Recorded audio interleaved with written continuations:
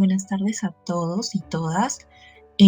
Como primer punto tocaremos las diferencias entre estos conceptos. Para ello vamos a hablar un poco de cada uno. Empezando, el mito. Se dice que los mitos forman parte del sistema religioso de una cultura que los considera como historias verdaderas. Tienen la función de otorgar un respaldo narrativo a las creencias centrales de una comunidad. También el mito es una narración ficticia que explica fenómenos importantes para el cambio geográfico de una localidad que no logran ser explicados a primera vista. Normalmente está vinculada en obras divinas. Estos hechos también pueden ser comprobables con explicaciones científicas. Spencer, citado en Casiret, señala que el mito es una objetividad de la experiencia social del hombre. En efecto, no se puede creer que los mitos sean producto de una invención simplemente como un capricho por parte de la imaginación, sino que en su mayoría estos han sido inspirados por el profundo sentimiento de temor y respeto del hombre primitivo ante los fenómenos de la naturaleza. Por ello es que podemos ver algunos de los mitos sobre, por ejemplo, cómo fue la creación del Tahuantinsuyo, de la formación de los incas, en fin, hay demasiados mitos y además también muchos de estos han sido creados al no encontrar una explicación lógica a lo que acontece. También vamos a citar a Eliade en 1986, quien plantea algunas particularidades, características de los mitos. El primero es que los mitos van a narrar la historia de actos fabulosos y ficticios de los dioses y héroes de un pasado remoto. Los relatos sagrados, que sean lo opuesto a lo profano y se consideran verdaderos, al encerrar cierto significado profundo e incluso gran cantidad de verdades filosóficas de origen divino que hay que descifrar, pues se hallan ocultas y que solamente en un lenguaje sencillo se podrían interpretar. Su verdad se refiere siempre a una creación, es decir, explica cómo algo ha venido a la existencia o se ha creado, entre ellos las constelaciones, la creación del mundo, el origen de los seres humanos, entre otros. El mito, como una explicación de la creación, se constituye en un paradigma o una justificación de toda acción humana, así como en modelo de su propia condición al encerrar significados profundos y verdades filosóficas de origen divino. El mito se vive. Cuando se toma contacto con un mito, se es raptado y se ve transportado a un tiempo sagrado disímil al nuestro. Ahora, nosotros sabemos que existen muchos mitos y muchos de ellos los conocemos. Por ello es que hay tipos de mitos y van a ser clasificados. Los mitos cosmogónicos intentan explicar la creación del mundo. Son los más universalmente extendidos y de los que existe mayor cantidad. Los mitos teogónicos van a relatar el origen de los dioses, por ejemplo, de los dioses griegos, Atenea, que surge armada de la cabeza de Zeus. Los mitos antropogónicos tienen que ver con la aparición del ser humano, puesto que viene de este prefijo antropo, quien puede ser creado el hombre a partir de cualquier materia, ya sea viva, inerte, como el polvo, el lodo, la arcilla. Los dioses le van a enseñar a vivir sobre la tierra. Normalmente este tipo de mitos están vinculados a los tipos de mito cosmogónicos. Los mitos etiológicos explican el origen de los seres, las cosas, las técnicas y las instituciones. Los mitos morales van a explicar la existencia del bien y del mal. Los mitos fundacionales cuentan cómo se fundaron las ciudades por voluntad de los dioses. Un ejemplo es el de la fundación de Roma por dos gemelos, Rómulo y Remo, que fueron amamantados por una loba. Otro tipo de mitos son los escatológicos, quienes van a anunciar el futuro, el fin del mundo, y siguen teniendo hasta la actualidad una amplia audiencia. Estos mitos escatológicos comprenden dos clases, que podría ser según el elemento que provoque la destrucción del mundo, ya sea el agua, el fuego, y a menudo están vinculados también a la astrología. Bien, también al hablar de los mitos, muchas veces son confundidos con las leyendas. Sin embargo, son un tanto distintos, por ello vamos a hacer unas aclaraciones. En cuanto a su definición, el mito van a ser relatos de sucesos o personajes fantásticos para explicar un aspecto de la realidad de manera simbólica, mientras que la leyenda va a explicar un acontecimiento con un contexto real. En cuanto a la cronología de los relatos, en el mito normalmente explica antes de la aparición de la humanidad, mientras que la leyenda van a ser tiempo y espacios concretos. Los personajes que se dan en cada uno en el mito son mayormente ficticios y simbólicos, mientras que en la leyenda son reales o basados en personajes reales. Y en cuanto al origen de la historia, el mito se basa más a nivel metafísico, es decir, los dioses transmiten la historia a la humanidad y la leyenda son testimonios de personas transmitidos de manera oral. Asimismo, cuentan con una similitud, y la principal similitud es que ambos han pasado de generación a generación por medio de la transmisión oral o escrita. Ambos son relatos que buscan explicar un evento o fenómeno que resulta enigmático o misterioso. Bueno, entonces, continuando con la exposición, acá tenemos a la religión y la ciencia, que son dos grandes visiones que tiene la humanidad y no es y ha sido bueno, han dado sus aportes por los siglos y que cada una de ellas tiene sus aportes, ¿no? Así que vamos a continuar primero con sus definiciones. Tenemos que la religión, según la RAE, es un conjunto de comportamientos, conductas, de creencias propias de un grupo humano, o puede ser una sociedad, una comunidad, etcétera, ¿no? Los cuales tienen un conjunto de conocimientos dogmáticos que consideran una o varias entidades divinas. Por ejemplo, el catolicismo, el cristianismo, en Arabia, bueno, Medio Oriente consideran tiene unas distintas religiones que son más ortodoxas, y entre distintas divinidades o bueno, religiones, ¿no? La ciencia, según Padillo, es un conjunto de conocimientos organizados sistemáticamente que investiga e interpreta fenómenos racionales, naturales o seres artificiales empleando un método estructurado, ¿no? Entonces, la ciencia tiene como finalidad interpretar, ¿no? Explicar y darle el por qué se da, ¿no? Y cómo se da. Entonces, esa es la ciencia. La religión de igual manera también busca cómo explicar la existencia del humano, cómo es que se crearon las cosas, ¿no? Entonces ahí podemos introducir un poquito sobre cómo se asemejan o cómo se relacionan, ¿no? Entonces, la pregunta, ¿de qué manera se relaciona la religión y la ciencia, ¿no? Entonces, la religión y la ciencia han contribuido en el mundo con sus grandes aportes.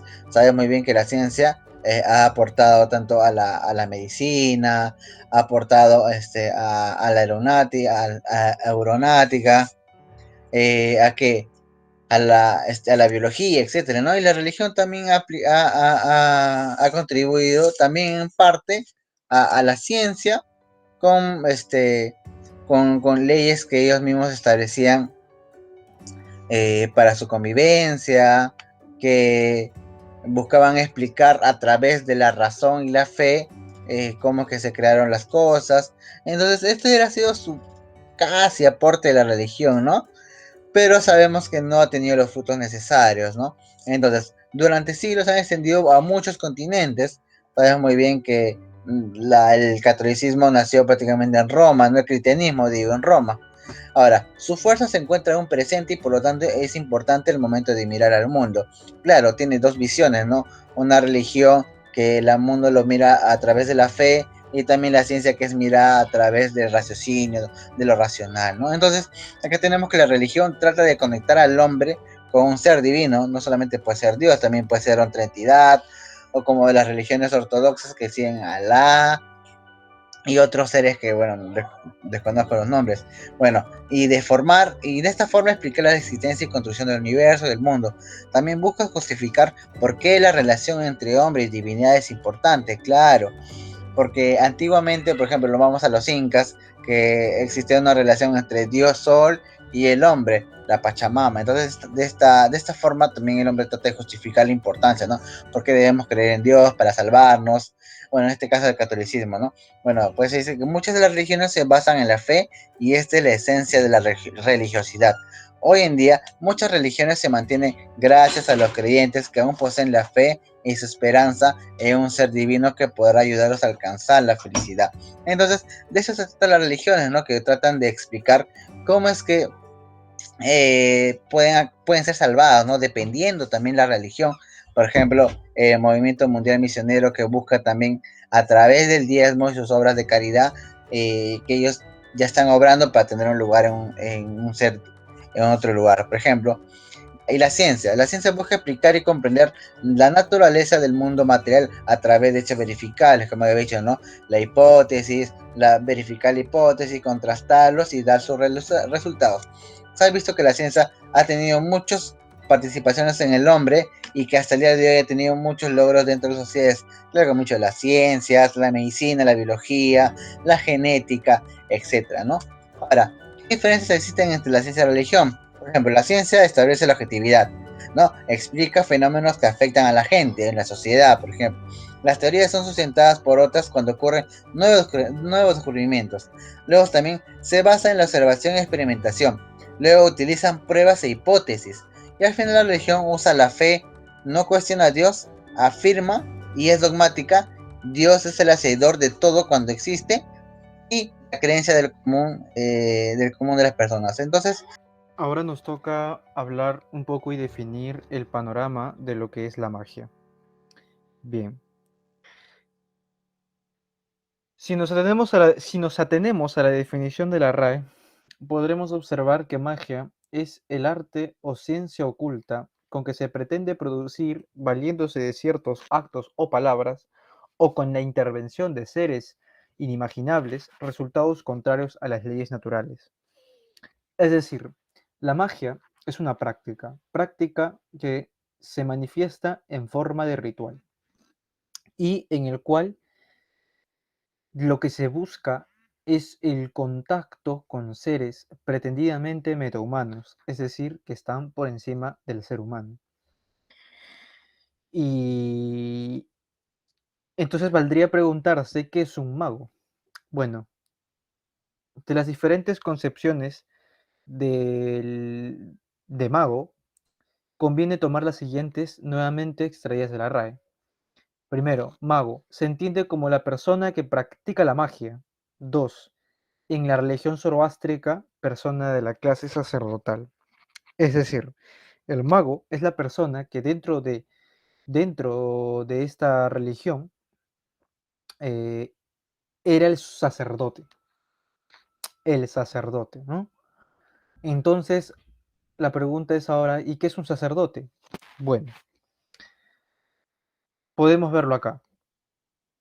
Tal como los define la Real Academia Española, un sacerdote es una persona dedicada y consagrada a hacer y celebrar y ofrecer sacrificios. Es decir, el sacerdote es la persona especializada en el acto de sacrificio.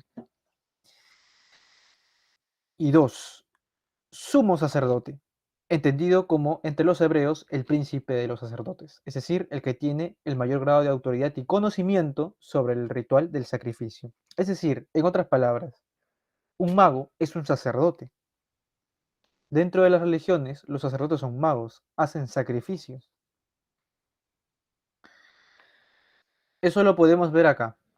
Cuando, por ejemplo, Herodoto nos mencionaba que los persas ofrecían sacrificios a Zeus en los altos de las montañas. Es decir, las religiones desde antaño, las religiones desde antiquísimamente, han llevado haciendo sacrificios. Por ejemplo, sacrificios ovinos, bovinos y aviares, musulmanes, judíos, hebreos, islamitas. Existe el sacrificio animal, que ahí lo podemos ver en las imágenes. Platón nos dice, la magia es el arte de brindar sacrificios y que se obtiene mediante estos.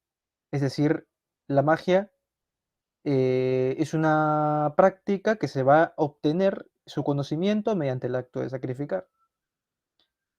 Y que sacrificando es como uno se hace mago. Es decir, es un círculo vicioso. Es un círculo vicioso que se retroalimenta eternamente. Tipos de magia. Si nos atenemos a los trabajos, por ejemplo, de Javier Pérez Nieto, y a la vez como los define la Real Academia Española, podemos identificar 4 tipos de magia, empezando por la magia blanca, entendido como aquella que por medios naturales pretende obrar efectos que parecen sobrenaturales y que acaban siempre en detrimento de terceros. es decir, en perjuicio de una tercera persona. Por ejemplo, los amarres, que se venden como una práctica ordinaria, sin ningún tipo de malicia, pero que consiste en someter la voluntad a una persona para enamorarlo de otra. Es decir, acá no hay nada de bueno o benéfico, sino desde el punto de vista relativo a la persona. Magia negra. Se le denomina magia negra a aquella que proviene del continente africano, es decir, de la gente negra, las cuales a las cuales se le denomina sus prácticas rituales y endémicas propias de las religiones africanas, que por ejemplo se empieza a denominar así a las prácticas que hacía la religión yoruba, en el cual por ejemplo se practicaba la negromancia, la adivinación futura por medio de los muertos, que consiste en un cálculo, ¿no? Un cálculo así como es el tiempo de vida, del tiempo de muerte y además de la conversación con personas fallecidas, el contacto con pretendidas existencias más allá de la vida, ¿no? Lo que se conoce como espiritismo para poder conocer el devenir de las personas. Magia roja, sexo y sacrificio. La magia roja es la práctica ritual del sacrificio, es decir, que consiste en las prácticas simbólicas y fácticas del acto de sacrificar, con la intención de establecer un comercio con una entidad metahumana a cambio de supuestos beneficios que se recibe de esta entidad.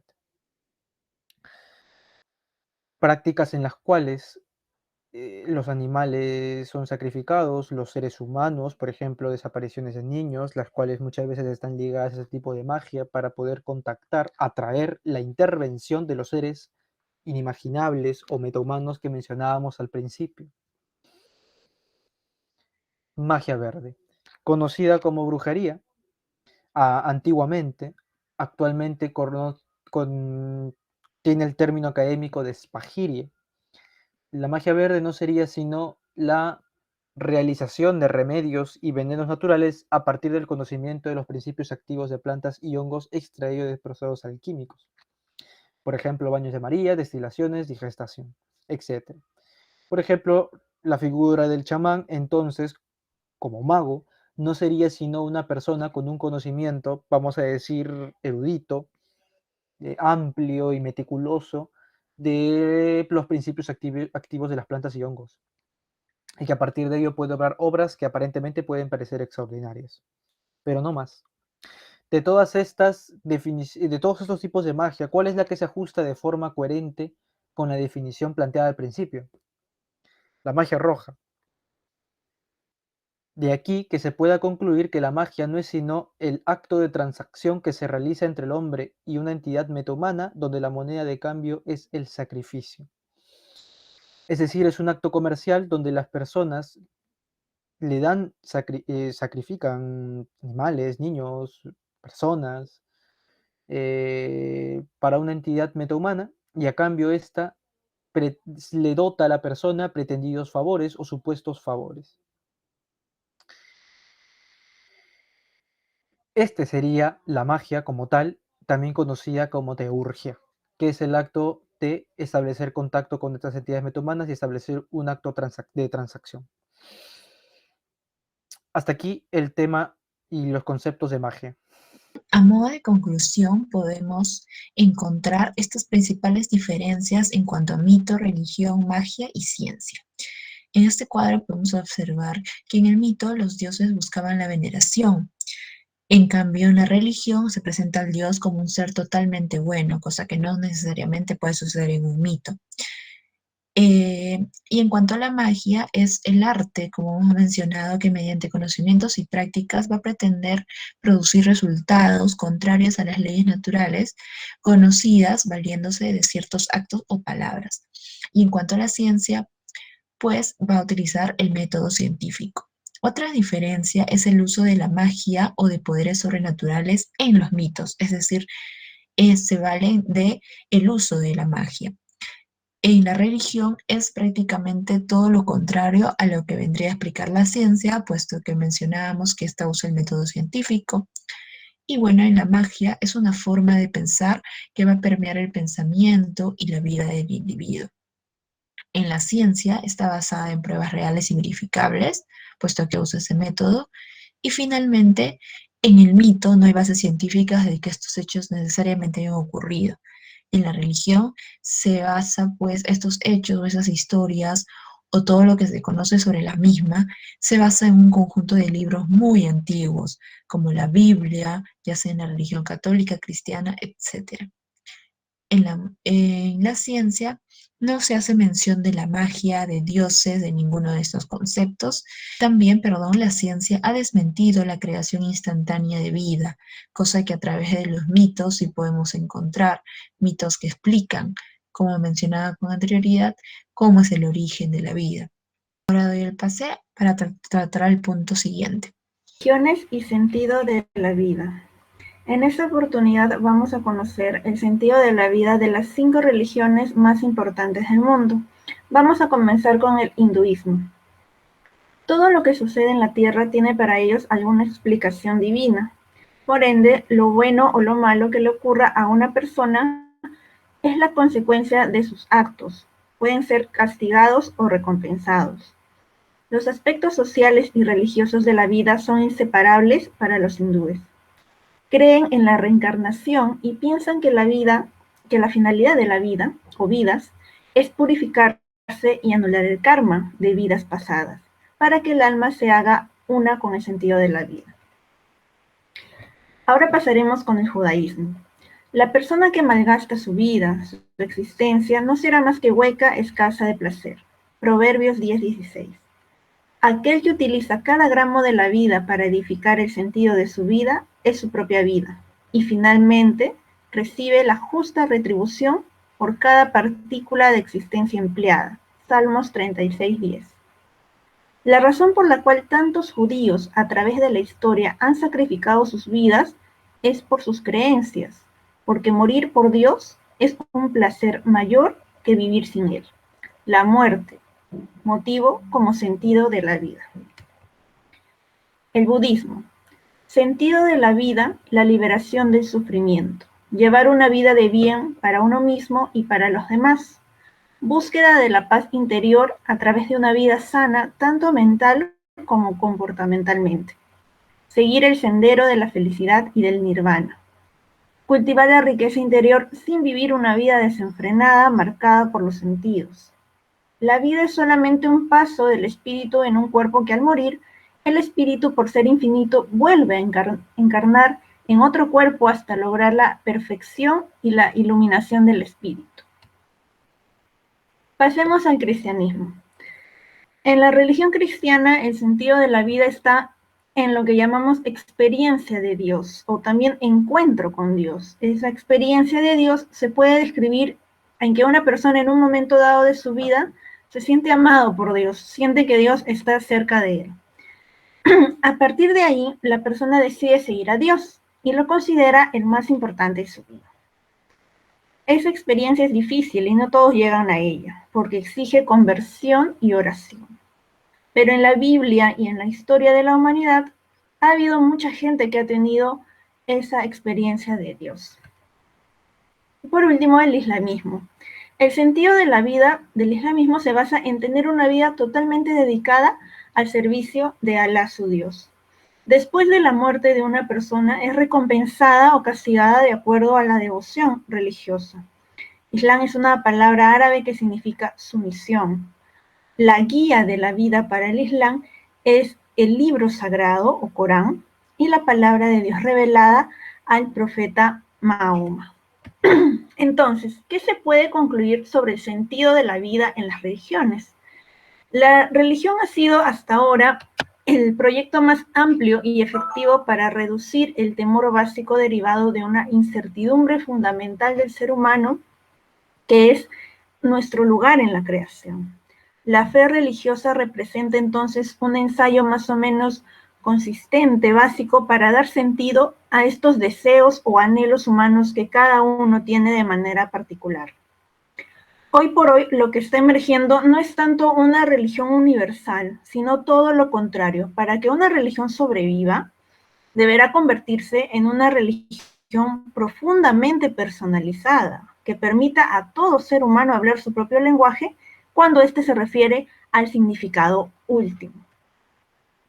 No existe nadie sin una necesidad religiosa, una necesidad de tener algún tipo de guía u orientación y un objeto de devoción. Se trata de un objeto de devoción, no necesariamente tiene que estar relacionado con una divinidad.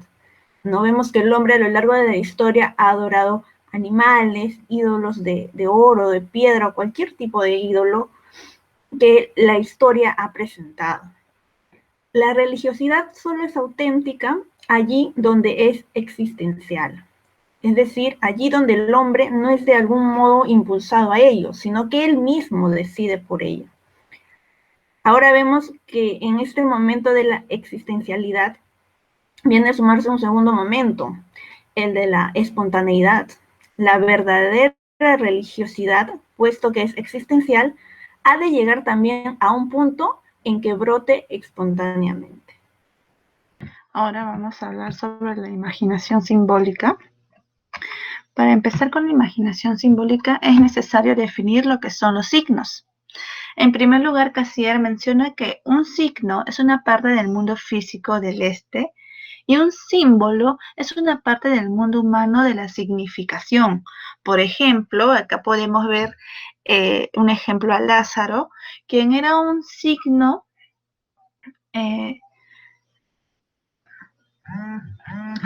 era un signo de la fe a Jesús, ¿no? En esas épocas era un símbolo.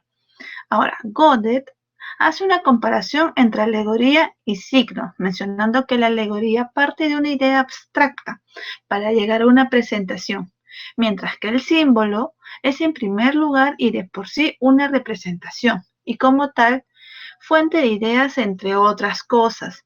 Por ejemplo, cuando uno dice, habla quizás de el sol, ¿no?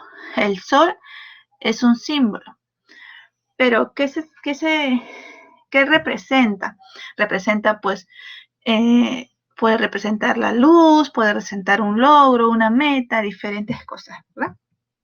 Ahora, ¿qué es la imaginación simbólica? La imaginación simbólica propiamente dicha es cuando el significado es imposible de presentar y el signo solo puede referirse a un sentido y no a una cosa sensible. En este caso podemos tomar, por ejemplo, las historias que existían en la Biblia. Todas estas historias eran un símbolo de la fe, de diferentes valores y bondades que podían representar este libro. Y se menciona que la mejor representación posible de una cosa relativamente desconocida y que por siguiente no sería posible designar en primera instancia de manera más clara o más característica, menciona Jung. Por ejemplo, en este caso el ADN, ¿no? O los protones y neutrones que existen en un átomo. Esto aún no se ha podido ver. Sin embargo, se trata de identificar o de describir al máximo. Es en base a la imaginación simbólica.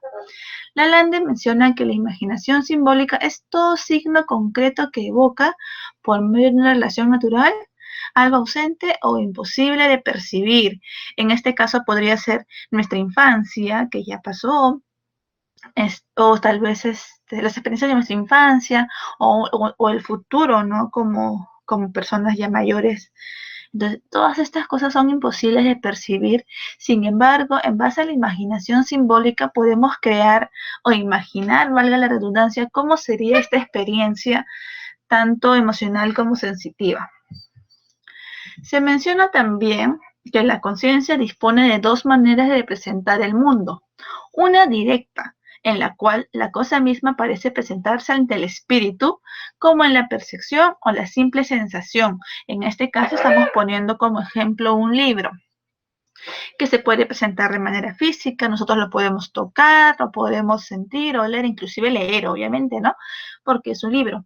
Y la otra manera de la conciencia es de manera indirecta, cuando por una u otra razón la cosa no puede presentarse en carne y hueso, es lo como se define, ¿no? A la sensibilidad. Por ejemplo, acá hemos puesto a Saturno, que si bien es cierto en base a la tecnología de ahora podemos ver más o menos cómo es su forma y el anillo que tiene. No podemos imaginar lo que se siente estar ahí parado o viajar o saber cómo es la naturaleza de este planeta, ¿no? Es por esto que existe la imaginación simbólica por estos tipos de conciencia. Ahora le vamos a dar pase a mi compañero Mario. Muchas gracias por el pase. Y en este momento vamos a hablar acerca del desarrollo psicológico del pensamiento religioso. Ya saben, muchas veces las personas tienden a creer de que la psicología y la religión no tienen algo en común y que sobre todo no deberían de relacionarse, pero la religión forma parte de una dimensión esencial de la vida de las personas, sobre todo las creyentes, y la psicología, como ciencia encargada del estudio de la conducta y los procesos mentales, de cómo es que las personas se comportan ante un determinado entorno o situación, es que es prioridad también intentar comprender desde una concepción científica social el desarrollo de la religión. Y la psicología es una de esas ciencias y disciplinas más adecuadas para ello. Vamos a ir paso a paso para comprender diferentes modelos teóricos, empezando por la construcción de la realidad.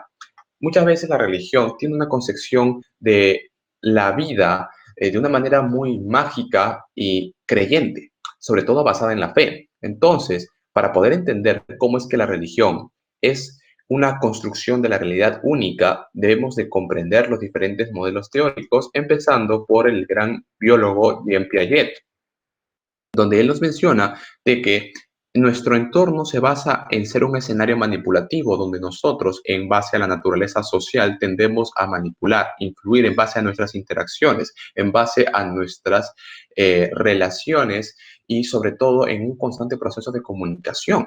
Nosotros como seres humanos, si nos centramos en la religión, tendemos a visualizar y a entender de que fue creado con el principal objetivo de transmitir una idea, de transmitir un concepto. Y eso nos lleva al siguiente punto cuando hablamos de generación de esquemas mentales de media y meta. Cuando hablamos de que las personas en que inventaron o descubrieron la religión y lo transmitieron de generación en generación, fue con un objetivo y fue conseguir más adeptos, más afiliados a esta creencia, a esta comunidad. Hoy en día podemos ver cómo las personas forman diferentes tipos de comunidades religiosas en donde llevan a cabo diferentes eventos, ¿no? Dedicados con el objetivo de honrar a Dios, honrar al máximo representante de la teología, pero también tienen otros intereses, como por ejemplo fines lucrativos. Entonces, lo que nos menciona Piaget es que constantemente estamos en una realidad donde se generan esquemas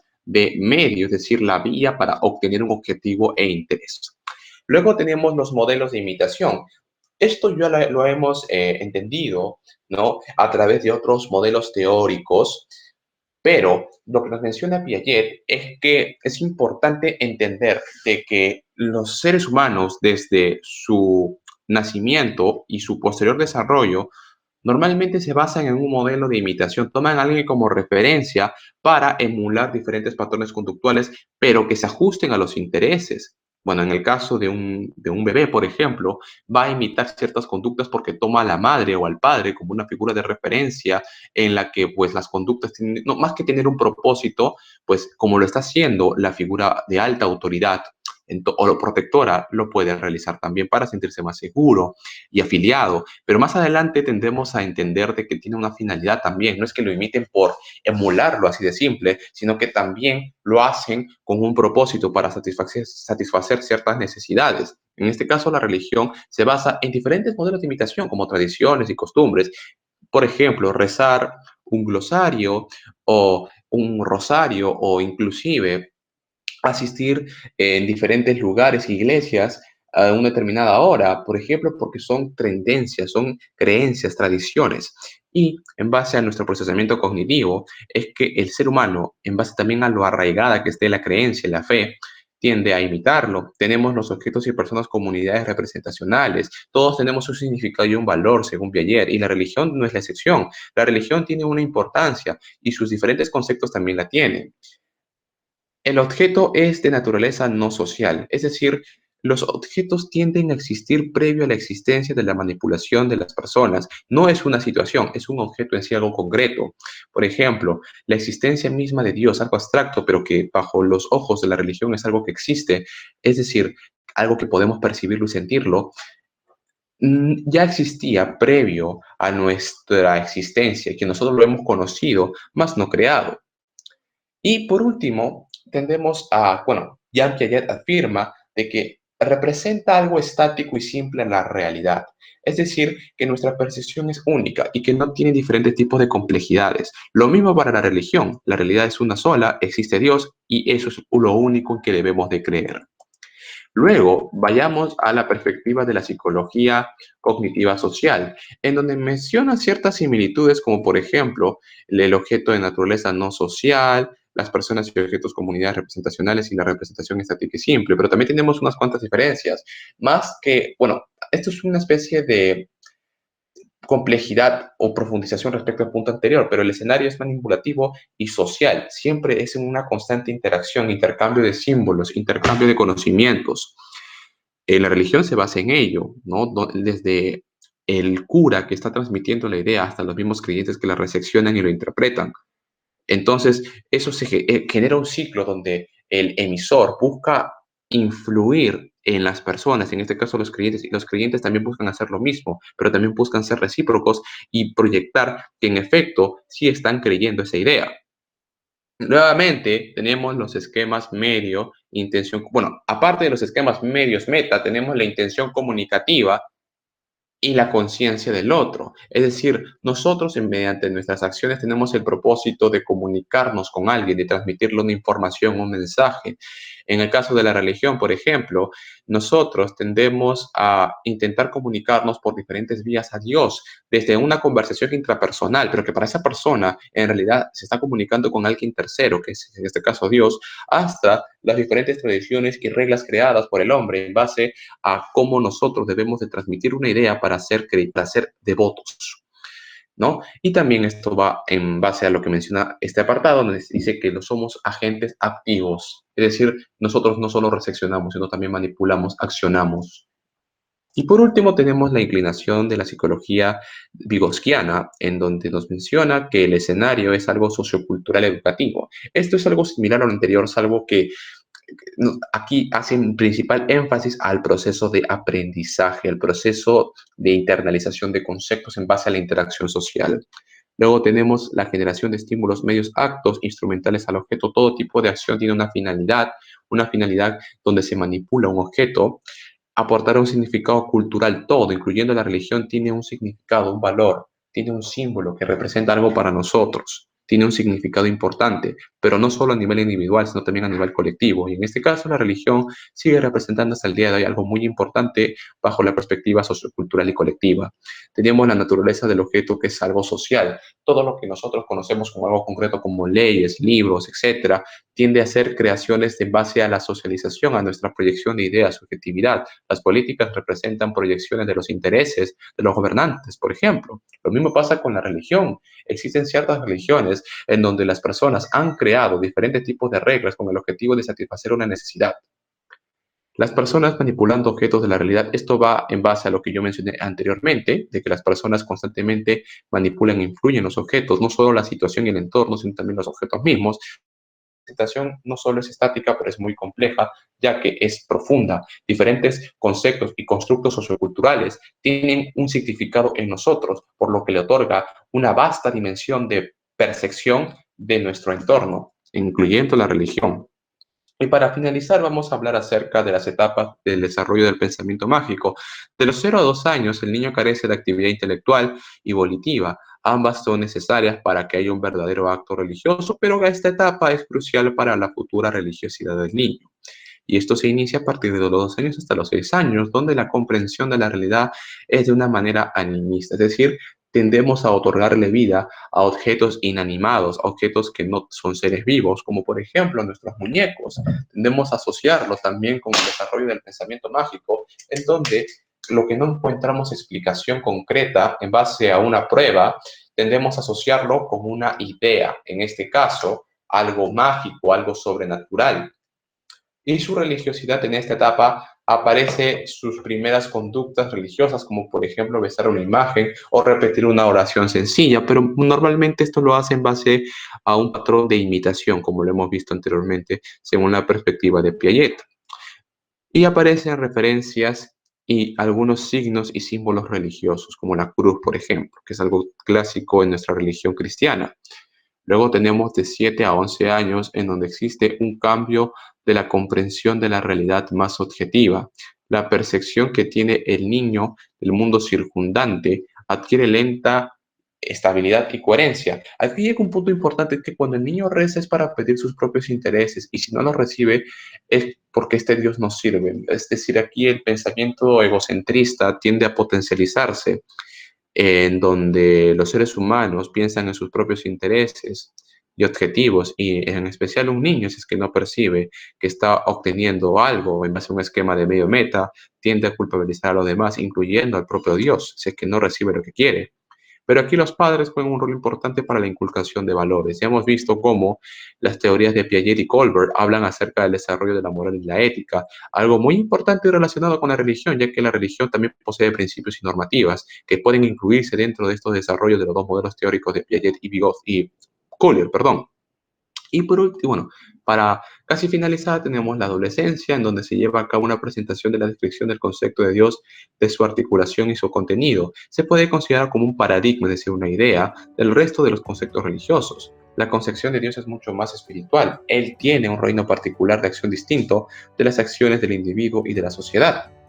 Las nuevas capacidades intelectuales le abocan una toma de decisiones ante la afirmación o no de su existencia. Es decir, si no, muchas veces aquí se desarrolla un pensamiento más crítico o potencialmente crítico, en donde los adolescentes, si no tienen una idea o una prueba concreta o fehaciente de algo, tienden a cuestionar la existencia incluso del propio Dios. Y por último tenemos la adultez, donde las etapas de determinación superan las ideas religiosas, se basan en hechos. Es decir, normalmente las personas que no tienen una fe demasiado arraigada no responsabilizan a Dios de las acciones o de los efectos, sino más bien de sus propias acciones, de sus propias tomas de decisiones, entre lo cuales aquí es donde la determinación toma más importancia. Aquí implica una lectura y exploración de otras tendencias paradigmáticas de teología, como el mismo satanismo, por ejemplo. Existe una tendencia de creer que Satanás en realidad es un héroe. Entonces, el adulto, en base a su curiosidad, tiende a explorar y a criticar ciertas posturas que antes ha creído, si es que no tiene una fe muy arraigada. La presión social juega un papel de atracción y reforzamiento. Y es centrar la compulsión, la confesión de culpa y la aceptación de un sistema ideológico. Es aquí donde nosotros, los adultos, cuando tenemos una fe arraigada, tendemos a ser más altruistas, empáticos, porque tendemos a creer en el perdón, algo que está muy pregonado en el ámbito de la religión cristiana, por lo que en este punto la confesión de culpa y aceptación de un sistema ideológico forman parte fundamental del pensamiento religioso adulto. Muchas gracias por su atención.